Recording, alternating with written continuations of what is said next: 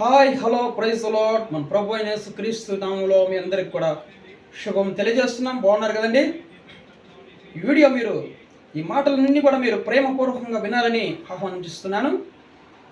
మీ పేరు మీద car registration చేసుకున్నారు, మీ పేరు మీద ఇల్లు రిజిస్ట్రేషన్ అయ్యింది, మీ పేరు మీద మోటార్ సైకిల్ రిజిస్ట్రేషన్ అయ్యింది, నీ పేరు మీద పెద్ద కంపెనీలు రిజిస్ట్రేషన్ చేయించుకొని ఉన్నావు, అన్నీ నీ పేరు మీద రిజిస్ట్రేషన్ అయ్యి ఉన్నాయి.